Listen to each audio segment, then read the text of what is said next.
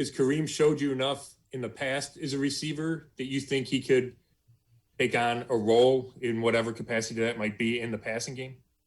Yeah, I mean, I've been very impressed with him as a receiver. Obviously, don't want to comment too much on that because it's really not the position I'm coaching. But I will say that I've been impressed with him as a receiver, as a running back, and I've been fortunate to be around a lot of good ones at that spot. And I know that it brings great value to that position when you can be a threat in the pass game for sure. To what extent do you consider Kareem part of your group? Although you have to see him on the field and everything, is he in the Zoom meetings with your guys at all?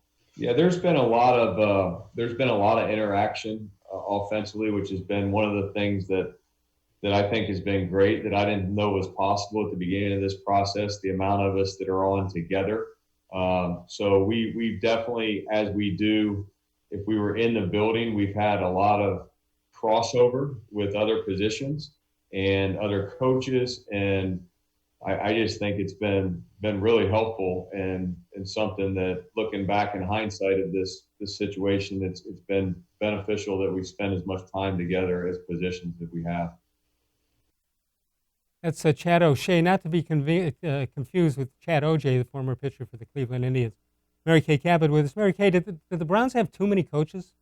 Or is that just the way of the NFL these days? No, they don't have too many coaches. I mean, really, they just have pretty much one for everything and then a couple of extra guys and quality control people. So I think it's about what most teams do. I don't think it's excessive at all.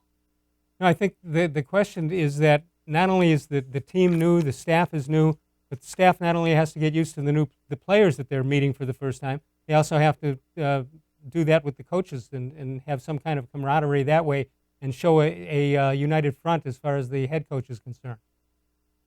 Yeah, they really do. Now, of course, Kevin Stefanski knows some of his assistant coaches very well, like a Chad O'Shea, like his defensive coordinator, Joe Woods. But in other cases, he will be getting to know his assistant coaches. They will be getting to know him and each other. So there's going to be a learning curve when they finally do all get together. There's just certain things that you find out about people out on the football field or maybe even in a meeting room that you're just not going to find out on a Zoom call. They're doing the best they can, and they're trying to build camaraderie and team and all those sorts of things, but it's still going to be a little different. So Kareem Hunt joins the team last year, middle of the season. The season is underway. They had whatever type of performance they were going to have. It was already set, especially with the coaching situation. But what do you look for with Kareem Hunt? Is he going to be a wide receiver? Is he going to be is he splitting the running back duties, or is he going to be a little of each? I think he'll be a little of each. I think they'll use him in multiple ways. I think they want to keep those ways under wraps. It doesn't behoove them right now to tell us exactly what they're going to do with Kareem Hunt. Why should they give away their game planning like that?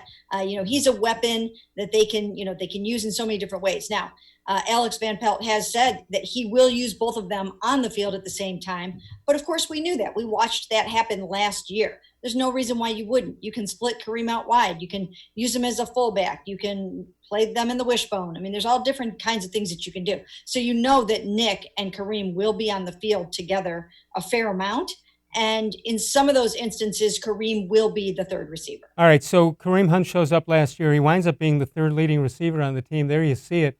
Hunt with 37 catches, Damian Ratley with 12, Callaway 8, Hodge with 4, and Higgins for 4. And I'm kind of surprised they brought these guys back because with the new coaching staff and all that, it would be easy to let them go if they weren't happy with them. But it appears that they may think they can find a way to use these guys. Well, again, I do think that Kareem Hunt is a really good candidate to be on the field as that third receiver because, once again, you can do so many things with him and you can create that mystery, that ambiguity of whether or not you're running the ball or whether you're passing the ball. And Kevin Stefanski loves to do that, to make it confusing. So he brings that element. And so I think that you'll see him a lot in that role. Then you've got Rashard Higgins, who He's out of the doghouse now. He was firmly in it last year under Freddie Kitchens, and it's an opportunity for him to redeem himself. So he is hungry. He's working his tail off this offseason. He wants to make an impact.